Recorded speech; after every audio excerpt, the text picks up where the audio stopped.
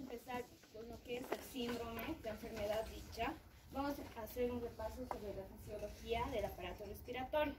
Quiero que esto se lo memoricen bien porque las alteraciones de estas tres cosas van a alterar lo que es y me van a producir insuficiencia respiratoria. Dentro de las principales funciones que tiene el sistema respiratorio o aparato respiratorio son la ventilación, que es la introducción de oxígeno a través de las vías respiratorias hasta el alveolo. El 2 es lo que es la perfusión. ¿Cómo? El alveolo está perfundido por capilares. Estos capilares que van a tener lo que es dióxido de carbono y los alvéolos oxígeno, lo que me va a producir lo que es el intercambio gaseoso, ¿verdad? Estos dos me producen el intercambio gaseoso, como podemos observar aquí. Si hay alguna alteración en algunas de estas tres cosas, me va a producir una insuficiencia respiratoria. Un ejemplo, en la ventilación, a ver si podemos, imagínense en esta vía respiratoria, si la persona ha tragado una pepa de mocola o cualquier cosa, va a obstruir, ¿verdad? Y no me va a producir lo que es introducción de aire, oxígeno hacia el alveolo. O si no, también podría ser, digamos, un paciente que haya tenido un trauma, un accidente. Entonces, ¿qué va a pasar? En ese accidente va a alterar sus costillas ya no van a estar normales, entonces no va a expirar ni va a inspirar normalmente. No sé si recuerdan lo que es la respiración paradojal en semiología. Esto me va a producir una alteración. Otro ejemplo de la perfusión, podemos encontrar lo que es digamos, si hay una alteración en los capilares que están en contacto con el alveolo. Un ejemplo, si hay un trombo en su arteria de este capilar, no me va a producir lo que es una adecuada perfusión. Otro ejemplo también, si la persona tiene una alteración cardíaca, una patología cardíaca, su gasto cardíaco va a estar disminuido y entonces también no va a tener suficiente flujo sanguíneo en este alveolo. Otro ejemplo, de intercambio gaseoso. Esto, imagínense, es el alveolo y este es el capilar. Si hay alguna alteración en esta región, por ejemplo, el alveolo está ocupado por un exudado. No sé si recuerdan, en neumonía tiene un exudado. Entonces no se va a producir de manera normal lo que es el intercambio gaseoso. Otro ejemplo, si la persona tiene fibrosis. No sé si han llevado o recuerdan la fibrosis. ¿Por qué se produce? Porque este alveolo pierde su elasticidad y es ocupado por fibras de colágeno. Entonces tampoco no va a haber un buen intercambio gaseoso. Quiero que me puedan repetir, por favor, las tres funciones del aparato respiratorio. ¿Quién? Perfusión, intercambio gaseoso. Ya. Toda esta insuficiencia respiratoria está basada en esto, chicos. La clave es esto. Ya, tenemos que saber también principalmente qué es la relación ventilación-perfusión. Ventilación está abreviado con B y perfusión Q. No sé si recuerdan, en fisiología, los pulmones están divididas en tres zonas. La zona superior es el área con mayor ventilación, pero poca perfusión. La zona media es el área que está equilibrada, hay igualdad entre la ventilación y la perfusión. La zona inferior, el tercio inferior, hay lo que es mayor perfusión pero menor ventilación. Hay una teoría que se dice, ¿por qué es así en el pulmón? Por la gravedad. Se dice que el flujo sanguíneo va a la zona inferior. Esto les va a servir, chicos, no solo en tercero, en cuarto igual les va a servir y les va a ayudar bastante. ¿Ya? Entonces, no sé si hay en las diapos del doctor. Perdón, lo revisé. Y lo dice esta zona de tercio superior, ventilación, perfusión mayor a 1. Zona 2, ventilación, perfusión igual a 0. Eso significa. Zona 3, ventilación, perfusión menor a 1.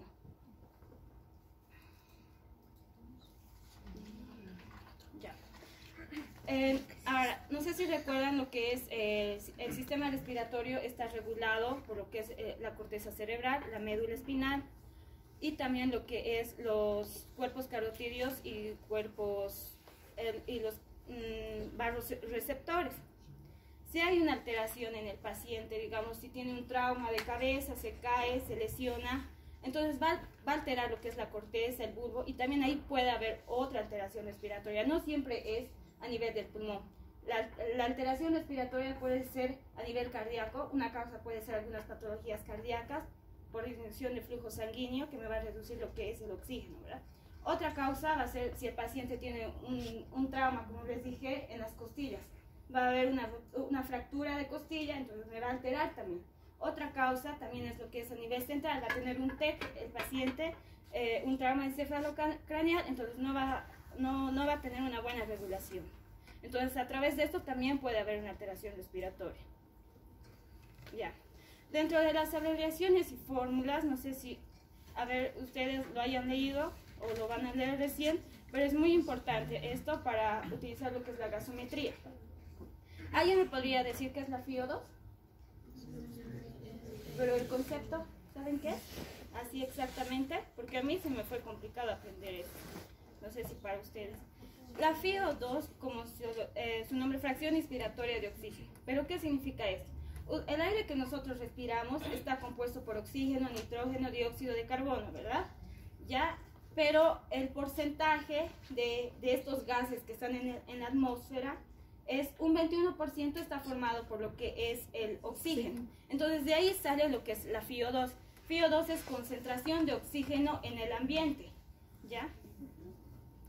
Ese es 21%, no cambia. En cualquier parte del mundo es 21%, por si acaso. La FiO2. Otro, la presión parcial de oxígeno. Estas fórmulas o estas abreviaciones lo utilizamos en la gasometría, pero la gasometría se utiliza en sangre arterial, en persona en reposo, por si acaso. Dentro de la presión parcial de oxígeno, que es la concentración de oxígeno en sangre arterial, lo normal es de 80 a 100 milímetros de mercurio. Pero si hay una disminución de esto, me produce ya una alteración, lo que es una hipoxia. Menor de 80, entre 60 y 80 es una hipoxia, ¿verdad? Pero si es menor de 60 milímetros de mercurio, ¿qué me va a producir? Una insuficiencia respiratoria. La presión parcial de dióxido de carbono, que es la concentración de dióxido de carbono en lo que es en la sangre arterial, lo que me produce un aumento mayor de 45 milímetros de mercurio, me va a producir lo que es una hipercapnia. De 35 a 45 milímetros de mercurio. En otras teorías lo dicen mayores 50 milímetros de mercurio, pero ustedes memoricen 35 a 45 milímetros de mercurio.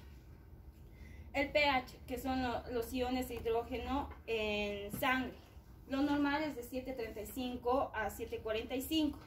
El bicarbonato, lo que encontramos en sangre arterial, lo normal es de 22 a 26 milímetros de mercurio. Dentro de estas fórmulas se utiliza para poder sacar lo que es la presión parcial de oxígeno y esto no les van a preguntar mucho en el examen, pero es muy importante que sepan si van a estar en años superiores para poder introducir una oxigenoterapia a su paciente, ¿ya?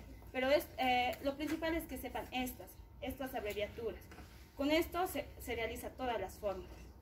Ya. ¿En esto alguna duda? ¿Alguien? ¿Entendieron? Sí. Ya, necesito que se aprendan bien. El FiO2 es de 21%, la presión parcial de oxígeno es de 80 a 100, menor de 60 y es insuficiencia respiratoria. La presión parcial de dióxido de carbono es de 35 a 45, mayor de esto me da hipercapnia. El pH, si el pH es mayor de 7.35, 7.45, ¿qué me produce? Acidosis, alcalosis, ¿verdad? Y si es menor, acidosis. El bicarbonato, igual, 22 a 26. La saturación de oxígeno, me olvidé. Esto es importante, lo que ustedes van a utilizar o ya están utilizando. Lo normal es de 95 a 100%. ¿Pero qué significa la saturación de oxígeno? ¿Saben? ¿Qué valor me da? ¿Qué valor me da? ¿Para qué necesito utilizar, poner a mi paciente un pulsómetro? Ya, no sé si recuerdan, me da ese valor entender que la hemoglobina cuánto está saturado. Es la oxihemoglobina, ¿no? ¿Se recuerdan? Le da este valor. Ya. Dentro de la insuficiencia respiratoria, como ya les dije, la insuficiencia respiratoria es un síndrome que tiene diversas causas, múltiples. Si les van a preguntar, es pura lógica, chicos. Si les pregunta si tiene un TEC mi paciente, entonces va a tener insuficiencia respiratoria. Es un fin de varias etiologías. En eso no tengan mucho problema, es todo lógica. Es un síndrome caracterizado por, ¿qué les dije? Hipoxemia e hipercapnia, ¿verdad? La hipoxemia, ¿de cuánto es? Menor a 60, ¿verdad? Y a hipercapnia a 45 milímetros de mercurio. El diagnóstico lo realizamos de manera fácil por saturación de oxígeno y por gasometría arterial. Ya, aquí les vuelvo a repetir. Las alteraciones respiratorias son a nivel de ventilación, perfusión e intercambio de gases. A nivel de ventilación, como ya sabemos, podría ser por disminución de la FiO2. ¿Qué es la FiO2? Concentración de oxígeno en el aire. Un ejemplo, si ustedes van a la altura, ahí tienen una disminución de oxígeno, ¿verdad? Entonces eso podría ser una causa. Otro, si el paciente tiene hipoventilación o si tiene una frecuencia respiratoria baja, porque cuando está haciendo ejercicio o eso. Dentro de perfusión, como les he dicho, un trombo o un shunt. Un shunt es cuando la sangre venosa se mezcla con la sangre arterial, o sea, hay un mezclado de oxígeno y dióxido de carbono, no hay una buena oxigenación. En fisiología, no sé si recuerdan, hay shunt fisiológico, donde los alvéolos no tienen un buen intercambio gaseoso. El intercambio de gases, las alteraciones, como ya les dije, si hay algún exudado o si hay una membrana que cubre todo eso y evita el intercambio de gases. Dentro de las clasificaciones que están en sus diapos del doctor Eustegui, tenemos diversas clasificaciones. La primera, según el criterio evolutivo, como la mayoría de las patologías, insuficiencia respiratoria aguda, crónica e insuficiencia crónica reagudizada, ¿verdad? En la insuficiencia respiratoria aguda es cuando es de minutos, horas a días. Pero esto es importante, el año pasado entró en el examen. Insuficiencia respiratoria aguda, pero sin haber producido mecanismos de compensación. La aguda es sin mecanismos de compensación. La crónica es cuando es de días a semanas, cuando hay un mecanismo de compensación. La crónica reagudizada es cuando mi paciente está descompensado. A ver, les voy a poner un ejemplo. En la insuficiencia respiratoria aguda, si mi paciente sufre un trauma de sus costillas, de inmediato, horas va a tener una insuficiencia, porque no va a poder inhalar, respirar. En la crónica, y no va a tener tiempo para tener mecanismos de compensación. En la crónica, a ver, un ejemplo, mi paciente que es asmático, su cuerpo ya se adapta a lo que es esta patología. El asma es una patología crónica, entonces su cuerpo se va a ir adaptando y tiene estos mecanismos de compensación. Pero en la crónica reagudizada, si este paciente que tiene asma va a hacer ejercicio en un lugar con polvo, entonces ese es donde su patología crónica se reagudiza y le va a faltar aire. Eso, chicos. Según los mecanismos fisiopatológicos, como les dije, ventilación, perfusión e intercambio gaseoso. Por ejemplo, en la disminución de la fracción inspiratoria de oxígeno, en la FiO2, es un mecanismo. En la hipoventilación alveolar, cuando falla la bomba ventilatoria, que significa, como les dije, cuando el paciente tiene una alteración, ya sea a nivel de los músculos que no puedan contraerse normalmente, o si el diafragma sufre una parálisis a nivel de esta bomba. Las alteraciones de difusión es cuando si hay algo que impide el intercambio gaseoso. Es todo imaginación, chicos, no se compliquen. En la alteración de la relación ventilación-perfusión, que es el más frecuente. ya sea si mi paciente no está respirando bien o también no hay una buena perfusión. El efecto de shunt derecho-izquierdo. Otras características sobre las gasometrías, hay otra clasificación gasométrica, es insuficiencia respiratoria tipo 1. Esta es solamente hipoxémica. Entonces, si es solo hipoxémica, que va a tener un valor de presión parcial de oxígeno menor de 60 milímetros de mercurio, ¿verdad? En la respiratoria de tipo 2, ¿qué significa? Tiene hipoxemia más hipercapnia, ¿verdad? La hipercapnia, ¿qué valor es? ¿Mayor de cuánto? 45 milímetros de mercurio, ¿verdad? Y la tipo 3 ya es una mezcla de estos dos. Va a presentar hipoxemia, hipercapnia. Mayormente estos se dan en pacientes que tengan patologías crónicas reagudizadas. Y la tipo 4, que es por shock o hipoperfusión. Aquí tenemos otra clasificación según la evolución, como ya les dije, aguda, que es de minutos a horas, la crónica, que es de días a semanas, y la crónica reagudizada. En la gasometría hipoxémica, hipercárnica, y según perturbaciones fisiopatológicas, tipo 1, tipo 2, tipo 3. Ya. En la insuficiencia respiratoria tipo 1, que les dije que se caracteriza por hipoxemia, ¿verdad? Solo hipoxemia. Pongámonos un ejemplo de esta persona, este paciente que va a la altura, a La Paz, digamos. Ahí, ¿qué pasa? Hay una disminución en la concentración de oxígeno en el aire ambiente, ¿verdad? Entonces, lo que va a haber es una disminución de la FiO2. Esa es la principal característica. Otro es, todo repercute a nivel pulmonar. Eso es muy importante que sepan. Todo a nivel pulmonar. Aquí otro ejemplo. Si esta persona tiene una neumonía, aquí sus alvéolos están ocupados por un exudado, por una secreción. ¿Qué me van a impedir? Que pase el oxígeno hacia los capilares, ¿verdad? Principalmente hay una alteración en la relación ventilación-perfusión. Aquí hay otros ejemplos. Asma aguda. Aquí te dicen asma aguda, ¿ya? Síndromes de distrés respiratorio, neumonía, embolismo, fibrosis, edema, EPOC e enfisema. Si se dan cuenta, todas estas patologías son pulmonares, ya sean agudas o crónicas. La fibrosis pulmonar, asma aguda. A ver, ¿entendieron o no? ¿Algo así? Se caracteriza porque es hipoxémica, ¿verdad? Mayormente sus alteraciones son pulmonares. Todo lo que tenga que ver con oxígeno, ¿verdad? Ya. El diagnóstico, como ya les dije, se realiza por pulsometría y gasometría arterial, ¿verdad? En la gasometría arterial, ¿qué podemos sacar? A ver, ¿qué vamos a obtener si mi paciente tiene insuficiencia respiratoria tipo 1? Solo eso. Y ¿cómo va a estar su pulso? Su saturación de oxígeno, perdón, chicos. Menor a 95. No era. A ver.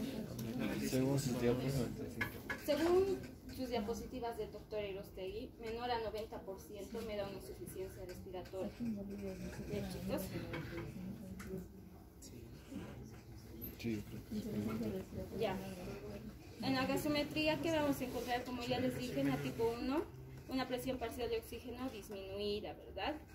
Esto es importante, esto les van a preguntar.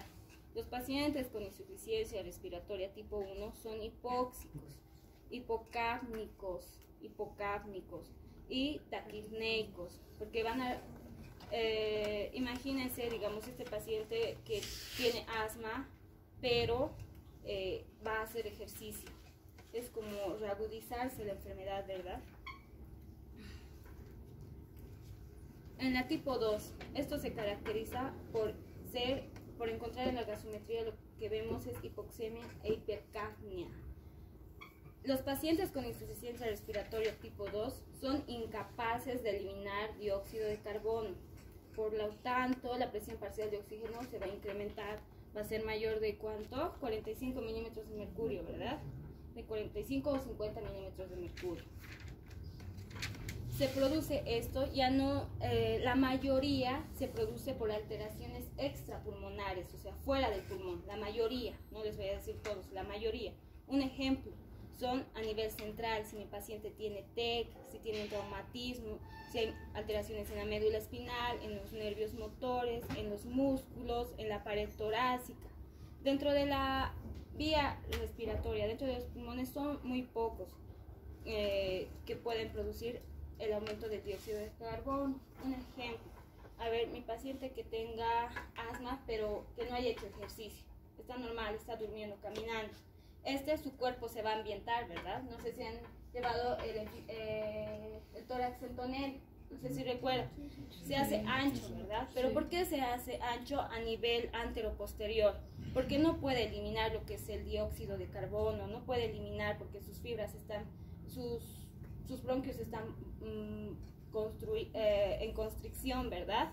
Y disminuye lo que es sus fibras elásticas, entonces no va a poder botar y se va a retener el dióxido de carbono.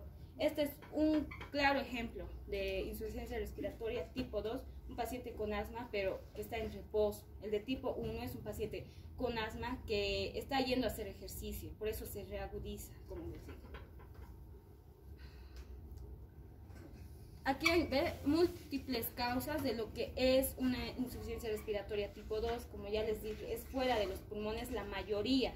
Un ejemplo es, por ejemplo, si mi paciente tiene síndrome de Guillain-Barré, que va a alterar el sistema nervioso central, sobredosis de fármacos que me van a alterar lo que es al bulbo, miastenia gravis, distrofia muscular en la bomba musculoesquelética que me va a ayudar a inspirar, expirar y una alteración. Otro sería si mi paciente tiene herpes igual, ¿no? Va a haber una alteración. Tétanos. O sea, todo lo que tiene que ver, la mayoría, con de etiología que sea extrapulmonar. Después tenemos dentro de los pulmonares, como ya les dije, asma, solo asma. Si ven aquí, solo está asma. Mientras en el 1 está asma aguda. EPO, neumonía, edema, atelectasia. El tipo 2, mi paciente se va a caracterizar, ¿por qué? Porque va a tener una hipercapnia, ¿verdad? Frecuente. Se va a deber a enfermedades neuromusculares o alteraciones de la pared. Van a tener lo que es taquipnea. La de tipo 3, como ya les dije, es mixta. Me va a tener lo que es hipercapnia e hipoxemia. Hay una alteración lo que es la ventilación, perfusión. Va a ser porque los músculos se van a fatigar, va a desarrollar insuficiencia respiratoria, la presión parcial de dióxido de carbono va a estar aumentando, dando un cuadro de insuficiencia respiratoria mixta, hipóxica e hipercapnia. Dentro de los síntomas y signos que podemos encontrar son inespecíficos. Estos no me van a ayudar tanto a predecir qué es lo que tenga mi paciente, pero la mayoría presenta lo que es disnea, la sensación de falta de aire. Va a presentar una cianosis por la hipoxia. Tos, podría ser, pero la tos se produce mayormente por una alteración en el parénquima propiamente dicha. Alteraciones en la saturación de oxígeno, alteraciones del sistema cardiovascular o alteraciones neurológicas. Como ven, son inespecíficas. Ya. No sé si tienen una hojita. Les dije que les van a pasar. ¿Cómo explico esto?